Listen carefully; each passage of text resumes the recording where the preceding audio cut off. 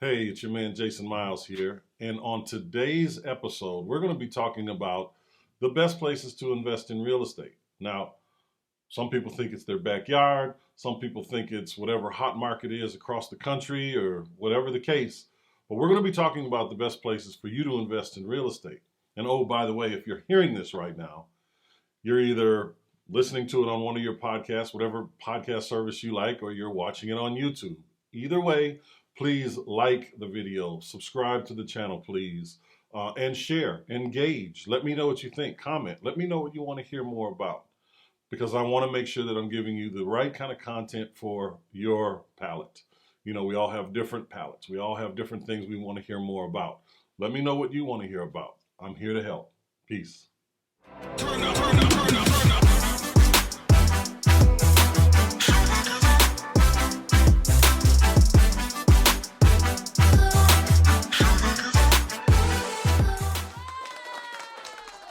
Thank you. Thank you. That's great. Thank you very much. Thank you. Thank Yeah. you. Thank you all. Hey, I want to, good day, everybody. Welcome to the Real Estate 360 podcast. How you doing today, Steve? I am doing fantastic. And if I could, I'm going to ask you that question in a minute, but if anybody asks you how you're doing, you've got to say fantastic That's right. all the time. You got to, Uh, or When, something. when they ask me, I say, the best day of my life. Thanks for asking. Absolutely. It has to be. That's right. You'd be surprised at the smiles that are on people's face when they hear that. It's just amazing. But I digress. Let me say this again. Thank you all for listening. If you are watching this on YouTube, please like and subscribe. Hit the little bell so that you know that you're getting notified when we're dropping our weekly videos, because it's not just the podcasts, it's the process videos and the process playlist that you'll really get the meat and potatoes on how to do things, right? All real estate related. And, engage with us there. Same with the YouTube. Wherever you're listening to this on your podcast right now, whatever platform you're listening, make sure you subscribe, download some episodes, and suck it all in. Suck it all in. We love you. And engage with us. I promise you, I'll give you a shout out. Engage with us. Put your name out there. I'll get you a shout out. You'll be famous for 10 seconds, I promise. And you got to do this because we give out so much information. And the ideas that you'll get just from listening to this. But, if you're interested in real estate, that is. Otherwise, don't. But if you are interested in real estate and making money in real estate and investing, and you want to know everything you can possibly know about it, you've got to subscribe. There's just no other choice. That's right. And it's not just one process of real estate. We're called Real Estate 360 for a reason. We can teach you how to do lease options. We can teach you how to do fix and flips, buy and hold, multifamily, what new construction, commercial, whatever it is you want to do. If you want to be a lender in the real estate space, we got you. Whatever it is, whatever level you're on, whether you're a beginner or you're just up there. Like a couple of weeks ago, we had Dave Seymour on here, and here's a guy who was extremely accomplished. We were handling his educational platform for a while. We were working with him there, as well as building marketing processes for him. So there are so many ways for you to take your talents to the next level, provided you're willing to build on your talents. That's why this is Real Estate 360. Whatever you want to talk about, we got you. But today, Steve, in particular, we're going to be talking about where is the best place to invest in real estate. Well, isn't that like answering the question within the question? Wouldn't that be real estate? It definitely would be real estate. A lot of people hear that and they think geographically, where's the best place, right? And there is a little bit of that in there. Geographically, there are some places that are better to invest in certain types of real estates at different times in the market cycles, right? Yeah, So, right. some people say investing in places like California are just, no good. But when California real estate values are depressed, people can come in, pick up a property or two and wait a year, year and a half, because they turn pretty quickly out there. And depending on where you are, because Stockton, California was decimated during the flood. I mean, they're still not back to where they were. 12 years, 13 years later, they're still not back to where they were. But, parts of like LA, San Diego, San Francisco, you pick up a property for 800,000, hold it for a year, it's worth 1.2, 1.3. Those are absurd numbers, but they're real numbers. There's different times, like, we're here in Atlanta. The Atlanta market is hot. People are coming from all over the country to do fix and flips here, to do buy and holds here, to do multifamily here, to do commercial here for all kind of different reasons, right? Because we're what do you call it? We're one of those hub cities for truckers. So you have all of that. Then the entertainment business is so major and growing here. So, you have a need for that commercial property that can be turned into a filming studio or a sound studio. And there's a need like for everything entertainment related. The point I'm trying to make is geographically, there's different places around the country that are good to invest in different times. Yes, that is true.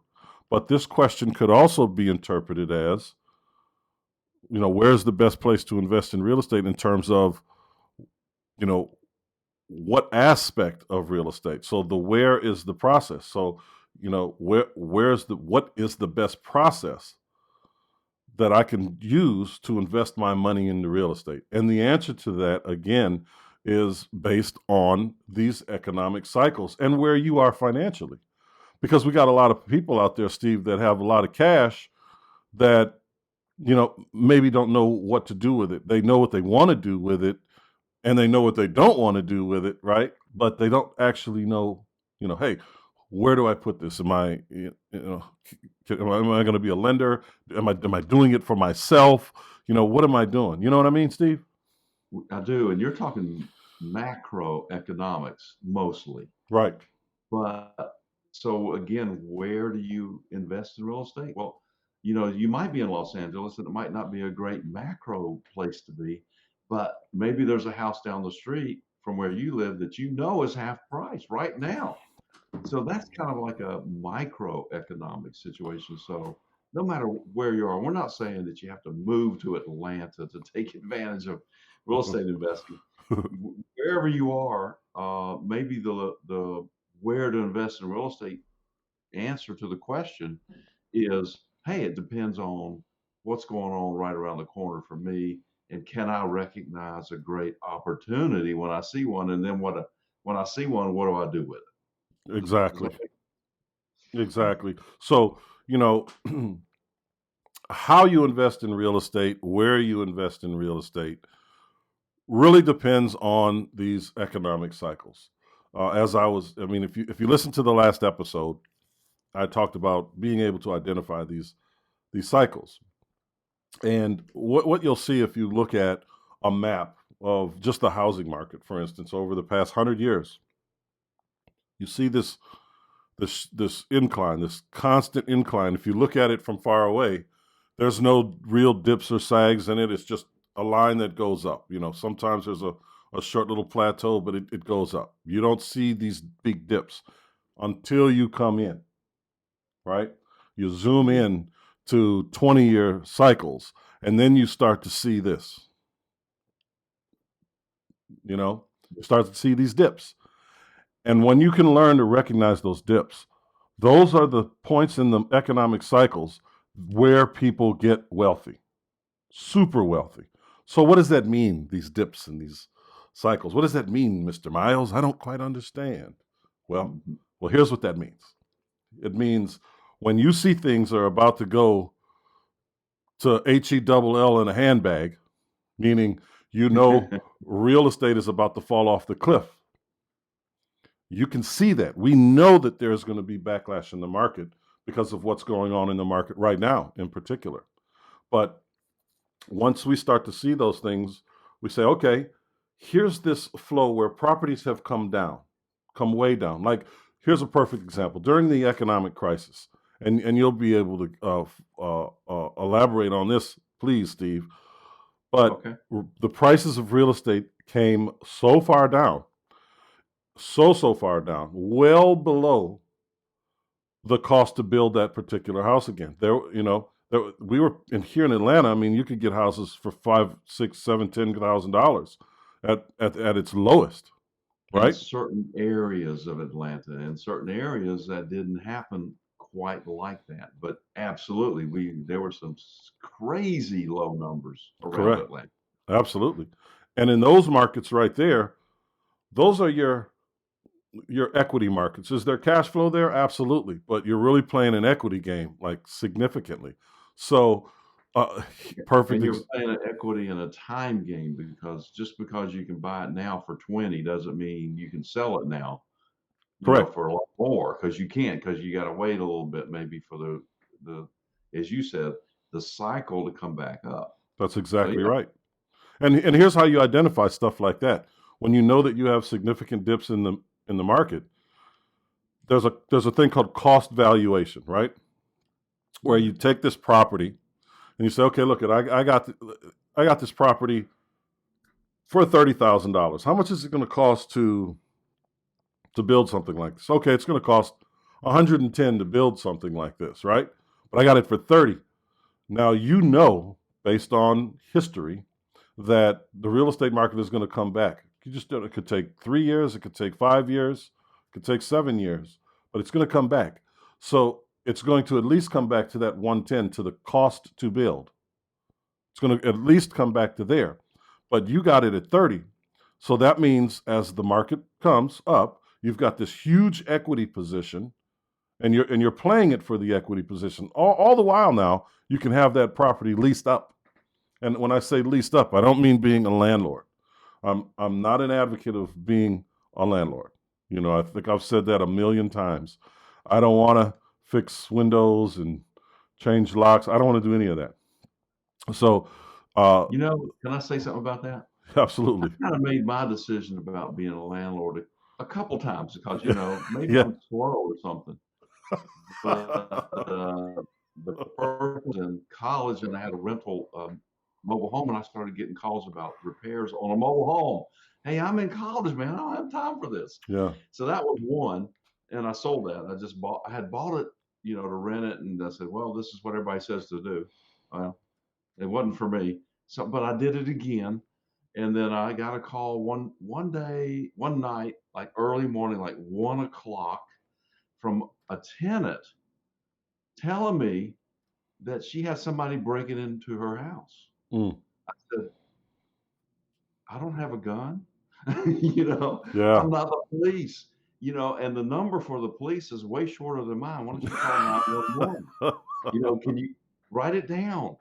That's 911. right. So That's exactly. anyway, hey, I don't want to be a landlord No, either. nobody wants to be a landlord, but there are ways that you can do this without being a landlord, and we'll discuss that, or we always discuss it. That's And that's you what know, we were talking about on the last video, yeah, really. lease options. Is we, Lease options. but and taking advantage of all the assets and resources out there, and just structuring it so you can get the benefits of being a landlord without being a landlord, That's exactly right, and make more money along the way, right? Instead of and not get making those 1 a.m. calls. I mean, unless you like that. exactly, forget those calls.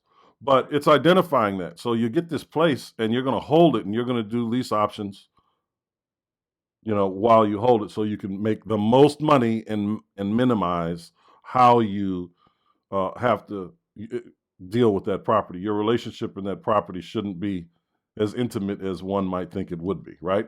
But that's the equity game that you're playing right there. Yes, you're getting cash flow, excuse me, but you've got the equity play in there as well. And the equity play is huge for you over time, like Steve said. And then you can continue to hold on to that property. You have complete authority in what you want to do with that property based on the economic cycles of the time. When you want to sell it, you can sell it. We have very unique exit strategies that we build into our lease option agreements that technically don't have a sales price. They have a minimum dollar amount that we're going to accept for it. And then we share equity above and beyond that. But that's a whole nother conversation. So That's then there's called a win-win. that's a That's solving win-win. everybody's problems. That's right. Yeah. Big time, baby. big time, right? Yes, sir. So you got to be a problem solver. If everybody leaves the leaves the table happy, excuse me, you're more likely to do business with them in the future. It is what it is. Mhm. And not to mention the value of the marketing that you get from making a bunch of people happy, right? The word of mouth marketing trend, because they're just going to talk about how great their experience was and how easy it was for them to work with you.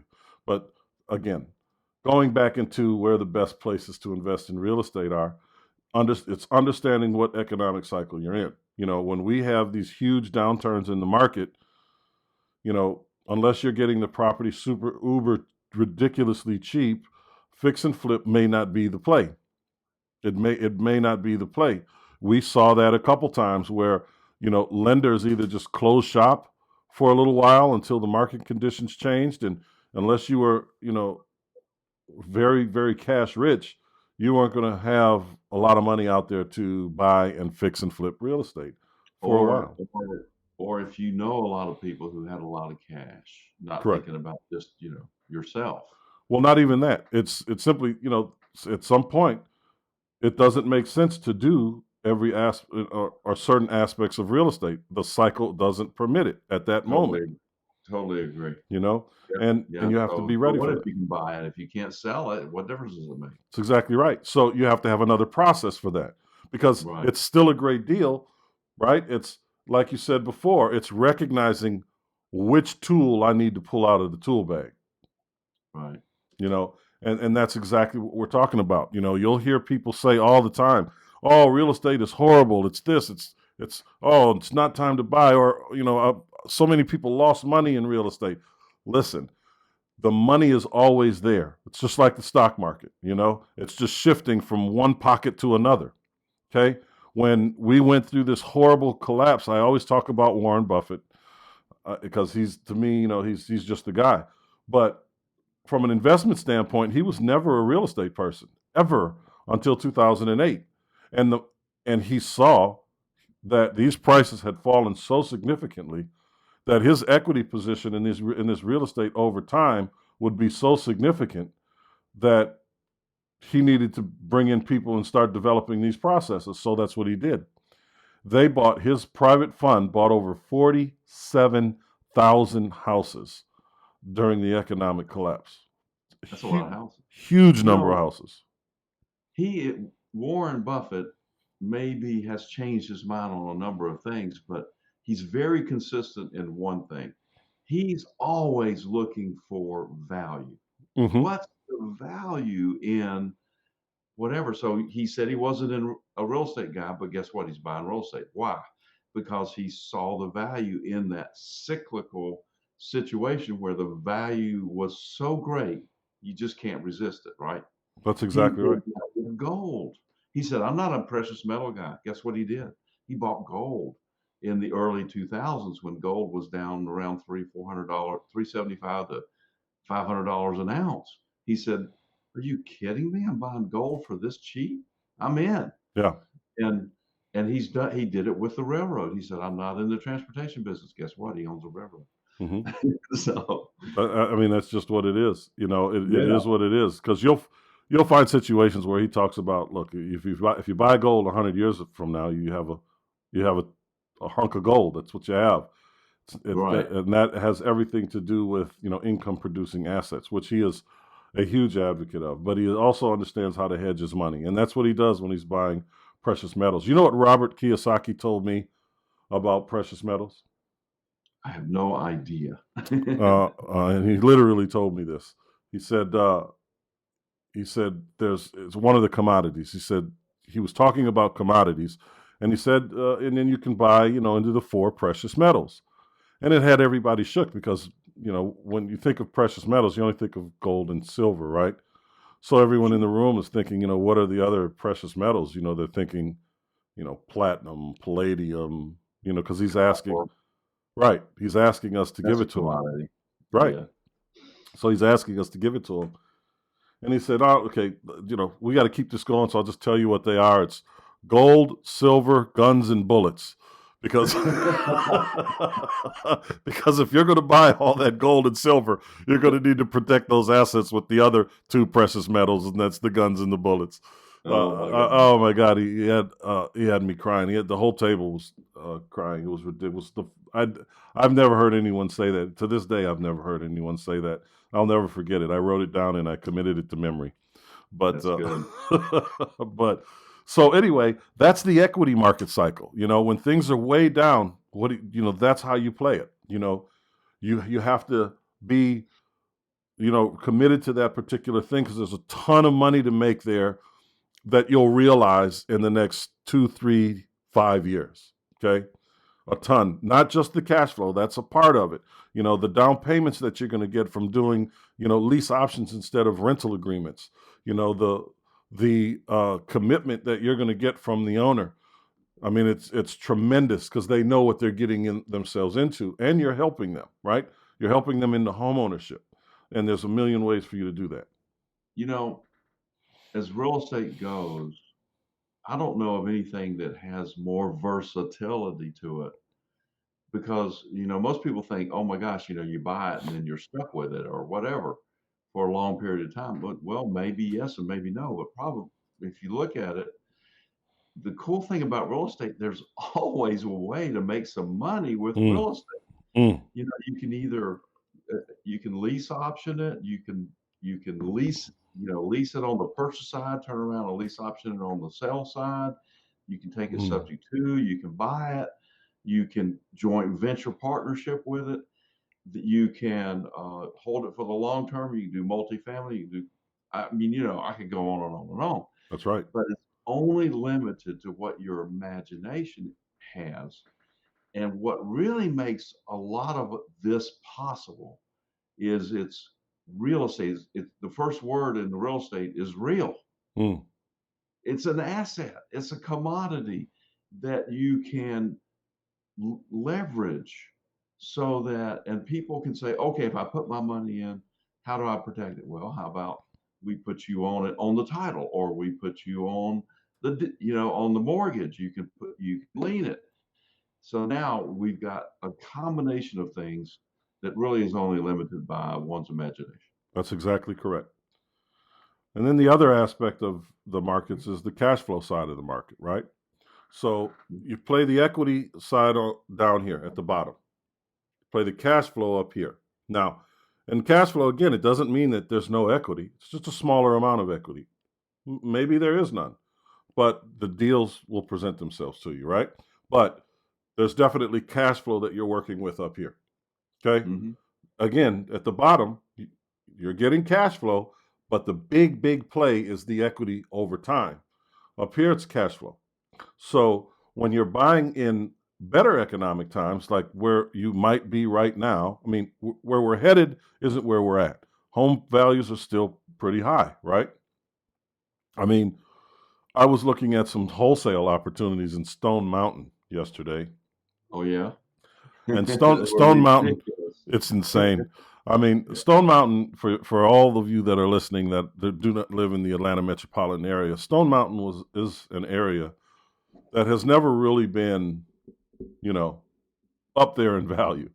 You can get a really nice house, older, built in the mid to late 60s, couple thousand, 2,500, 2,400 square foot homes, newly renovated, maybe, I don't know, 6, 7 years ago, you would have paid maybe $160,000, $170,000 for the house.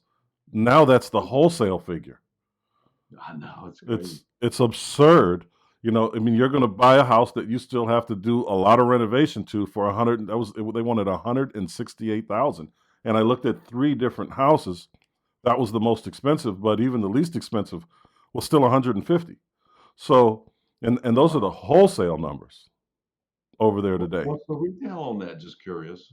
So those houses are now selling for about $300,000, $325,000. Are they really? Yeah.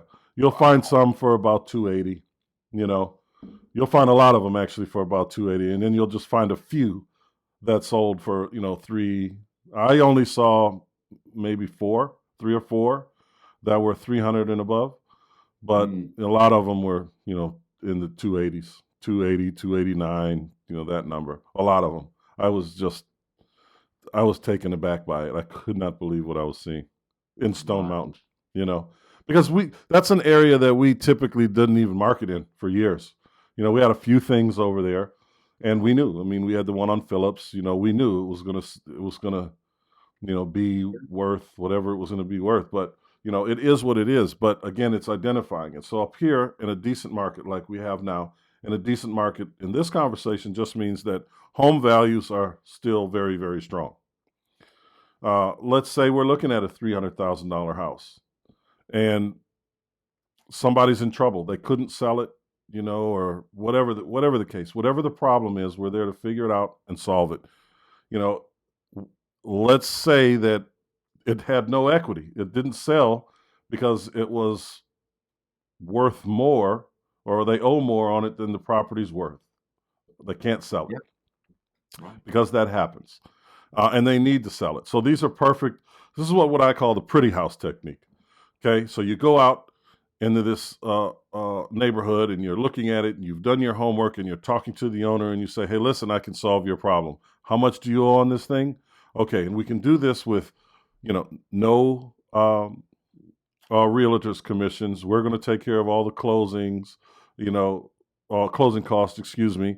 You're going to, do everything you need to do. We'll take care of all taxes and repairs and everything as we move forward. And we just want to negotiate a down payment and take over the note. That's what we want to do, because that's the pain that they have, because they're paying maybe 2 mortgages right now, or rent in one place and a mortgage in the other. And the other pain that they have, and you hit on it, you probably nailed right on, the sore mark on their knee. So you said no realtor commissions, because they're looking, if they have to sell this thing, they're going to have to come out of pocket, That's right. 6 times 300,000, 6% times 18,000. Yeah, 18,000, of course. So, if you can dodge that, help them dodge that bullet and then give them some money, that sounds like a win. It's a big deal. It's a really big deal. So once you negotiate that, then you're simply going to go to another network and find, people that want to, own a house but don't necessarily qualify, but they have the down payment. So that's where you start to make that money. And just to throw it out there, so if this person's note was $1,800 a month, and you just assume them a note, right? You're just taking over the note, and maybe you agreed to give them like, $5,000, however the numbers play out, because you have to look at all the numbers. You may have given them $1,500, because there's not a lot of equity maybe there to work with. So that's what you do. But then you market it to someone who has a down payment, and you say, all right, here's a beautiful house in a beautiful community, great school district, whatever. People want to be in those places. So you market for that. Your job is your credit, no bank qualifying, whatever all those things are bringing people in. And you market those by putting signs in the yard. Some people put multiple signs in the yard. They'll have 2 signs in the front and a couple more angled out so people can't miss it, all this great stuff. But you're also going to use, people are not using Craigslist as often, but for us, that's a great place to come up with stuff like this. It happens we're still getting stuff off of Craigslist, doing deals, on Craigslist. It's a viable place, but people just don't think about it. Everybody's talking about these latest and greatest places to go find deals. That's good, but there's deals to be found in other ways as well, and sold in other ways. So marketing these things online, Craigslist, Facebook Marketplace, for sale by owner situations, but there's a lot of different ways to market it. But you put it out there and someone comes and they have, $15,000 to put down, and they're going to be paying $2,500 a month, and you're going to give them $200 of that $25 a month going towards their down payment 2 years down the line, right? But in the meantime, you're positive cash flow, $700 a month in this situation. You had to give the owner of the property maybe $3,000, but you got $15,000 down. Maybe you got $10,000 down. It's still a plus for you, and you don't have to go in and fix toilets or change light bulbs when they go out, because they're assuming all the ownership responsibilities. Okay. So that is the cash flow market. And, that's just one example of what that looks like. There's super, super sweet deals with no equity in them which is what I just explained, and how to create cash flow out of that particular process. But we're always trying to find an equity position if we can. I mean, we'd like to have the equity on a property like that. We'd like to have the equity, we'd like to be in it for at least 15% less if it was there. But if it was a sweet, sweet, sweet, sweet, sweet deal like we just explained, hey, we're doing the pretty house technique all day long. No equity, no problem, because we could see the exit here. And if we decide to keep that one, there may be equity down the road. That's correct. You if you never get know. 5% appreciation over the next 3 years, great. If not, then well, that's okay. We still have the asset to lease option again, or we've got the cash flow coming in. So, but what you're saying is, with this process and this technique, you can handle not only your cash flow so that you can live a good life, but also at the same time, you can create these virtual savings accounts called houses that will build equity for you over time through possibly appreciation. Who knows what's going to happen in the future? But certainly mortgage pay down. Exactly. That's definitely a part of it as well. But you can do this even with people. Like, we're working a deal right now with, it's actually a couple people we're talking to that, they're not really interested in selling the property now. They want to sell it down the line. So we're talking about for an acquisition. The conversation I'm having with them that they're thinking about is, okay, that's perfect. Let's do a 5-year or a 7-year deal where we're gonna take this property over. We're gonna lease option it from you for 5 to 7 years for this price. There's one in my neighborhood that, well, not in my neighborhood, in the area that I live in, where this guy was selling this house for $145,000, but if it was fixed up properly, it would be worth $175,000, but it's going to cost $20,000 to do it, so you'd be in it for $165,000. Point I'm trying to make here is it's literally worth, $140,000, $150,000 right now as it sits. So he can't sell it because of the one eye that we look out of as investors, right? Right. We can't fix and flip that property, and we can't wholesale that property. Therefore, it's a bad deal. So I said, no, it's not a bad deal based on what I want to do here. So I'm making a deal with the guy. Well, the offer is in for him to take this property over, owner financing at 5% interest, amortized over 20, which is going to be similar to what he's paying for it. And then he'll have that cash flow. I know what he's going to come back to me and say. He's going to come back to me and say, listen, it was a rental property. I want to get $1,000 a month rent. I know that's what he's going to say. And I'm going to say, okay, fine, no problem. Because I can rent that property out. I can lease option that property out for $1,400 a month. And you can probably collect a pretty good lease option payment up front. I'll get on that property, I'll get anywhere between $3,000 and $5,000. Okay. Right? So he's going to want $1,200 down. He's going to want $1,000 a month. I'm going to give him the 12. We'll get at least 3, which gives us a positive of $1,800 on that. We're going to do $1,400 a month with $200 going towards their down payment once they refinance in 12 to 24 months. But again, we're selling it to them. Our minimum to sell that property to them is going to be $155,000. There's only $10,000 in equity there, but we know that it's going to go for that today. So in a year or two, what we'll do is we'll get an appraisal, and anything above that $155,000, we're going to split with them 50-50. So let's say it comes in at $165,000. Well, they're going to be getting $5,000 in equity that'll go towards their down payment, or it actually won't go towards their down payment, but it'll be from the refinance side at $160,000 plus whatever they have given us already. So that would, let's say if it was 24 months, it's 200 times 24 months. That's $24,000 $448 plus the $3,000, $7,800 that is going to go towards their down payment at the 155. So they're going That to makes have the it difference. Yeah, easy for them to qualify. But what you're saying is you're partnering with the buyers and saying, okay, we're going to help you get a house that you're going to be a homeowner of, and we're going to split the equity appreciation from the point you buy it to the point that you actually buy it. And you're going to go 50-50 and split it with them. That's a great deal for them. absolutely. And it's Yeah. a great deal for the guy who's trying to sell this house for the past Yeah. 6 months. He can't get it sold the way he's selling it. So this is an option for him. And I know we're going to do this deal because it's been a rental property and he's had a very difficult time. He just got the renter out.